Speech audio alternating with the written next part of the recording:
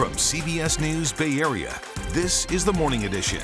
Thanks for joining us this morning. Hey, we made it to September 1st. Yes, we did. It is Friday, so let's get started.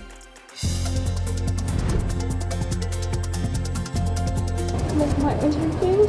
Remembering a beloved figure, our community comes together after the tragic death of a corner store worker in San Francisco. Just thank God nobody died. A long road to recovery. We're tracking the aftermath of Adalia as people start to pick up the pieces. So it's really important to get the first responders there. A Marin mom is using a dark moment in her life to try and help save lives. The security lines itself are very long. Are you heading out for Labor Day weekend? The last getaway of the summer is now underway.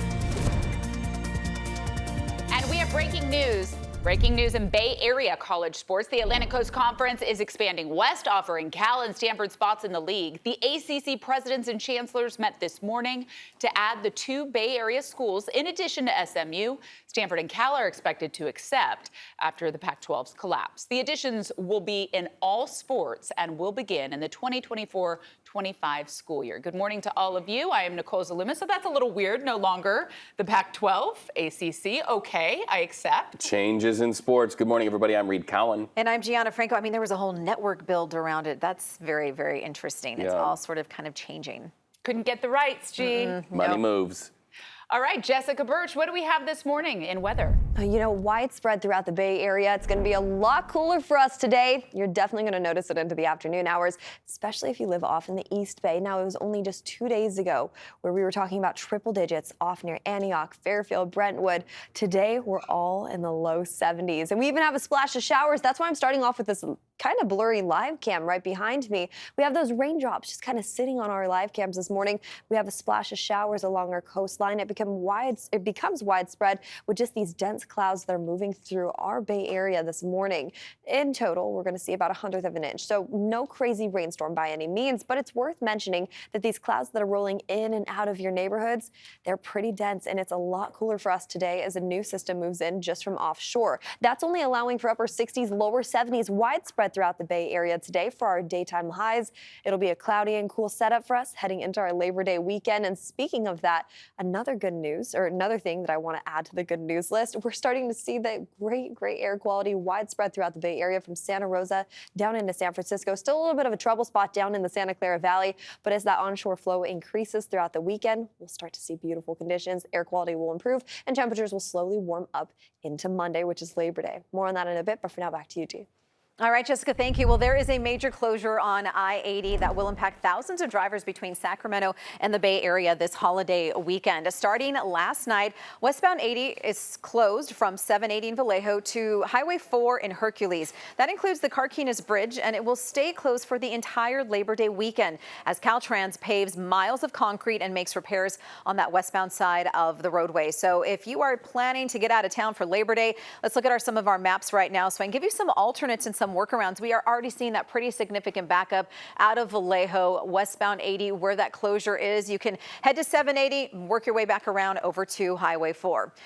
Well, you can expect extra traffic on the roadways and in the skies this holiday weekend. Today, our bounce back coverage turns to the Oakland International Airport. So all week, we've showcased innovators challenging doom loop headlines in the East Bay City, from a family creating an oasis in a food desert to volunteers stepping up for safer streets in Chinatown. Today, we are at the Oakland Airport for the big Labor Day travel rush. A lot of people getting ready to head out of town. Airport officials expect more than 210,000 travelers to pass through its terminals over the long holiday weekend. So that's nearly 88% of pre-pandemic air traffic levels. And one of the busiest travel days at the airport, of course, is today. That's why airport officials are urging people to plan ahead and prepare. Sean Chitness is at Oakland Airport this morning, which will be packed with passengers today. And Sean, I'm hoping people paid attention and planned ahead.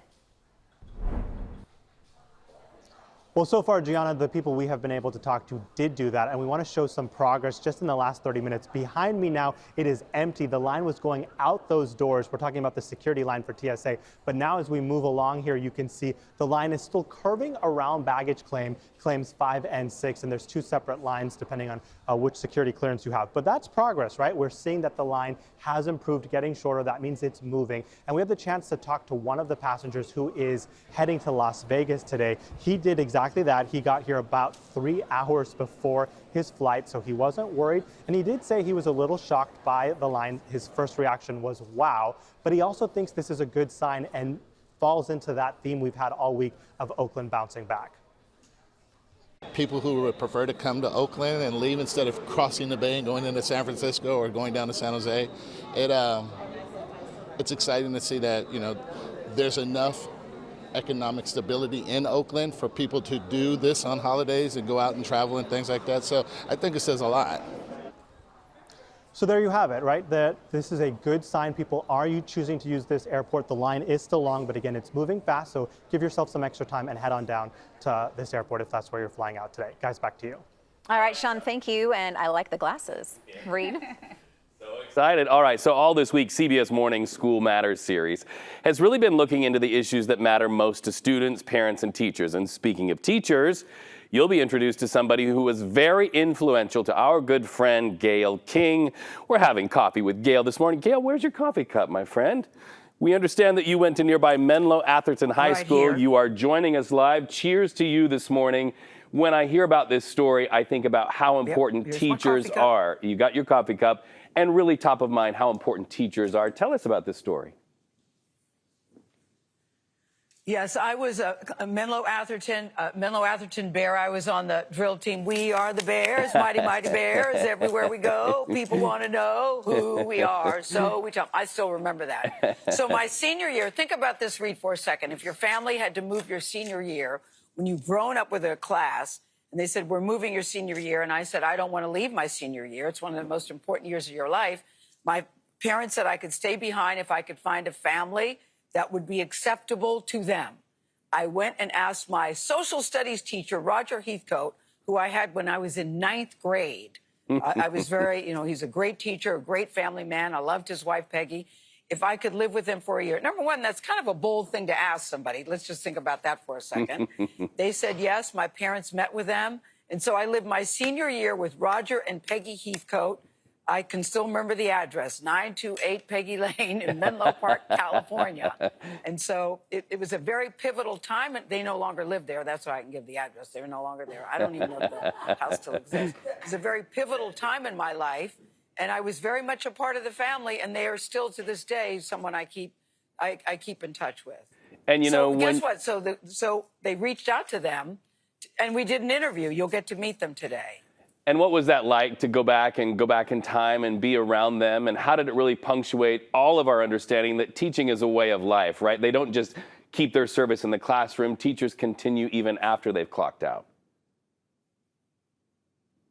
Yeah, but he was so much more than a teacher to me. I really was part of their family, and to this day still feel very close to them. But I just think it's a hell of a thing for them to do. They had children, an 8-month-old baby, Megan, and Ian wasn't even 3, and then they agreed to take in a high school senior.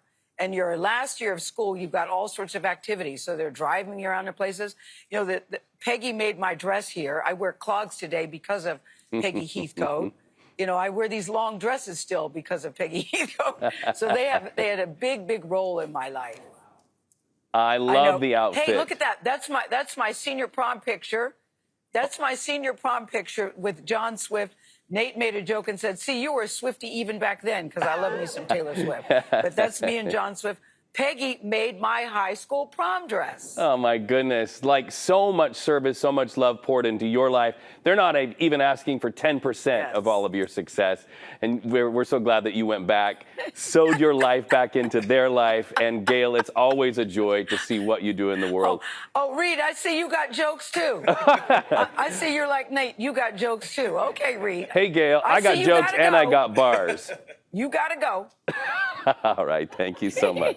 See, hey, Reed, that was a good one. Don't listen to her. That was funny. All right. That was real funny. Thank you so much. And by the way, Nate, Nicole says hi. Gail, keep wearing the long dresses and doing good in this world, my Nicole friend. says hi. Bye. Long Hey. dresses and clogs. See you guys, 7 o'clock. All right, Bye. thank you so much. Yep, All right, see? come. Got a clog. Yeah. Yes, we like to play in the morning. Happy Friday, and hello to all you wonderful teachers out there. We can't wait for more of that story at 7.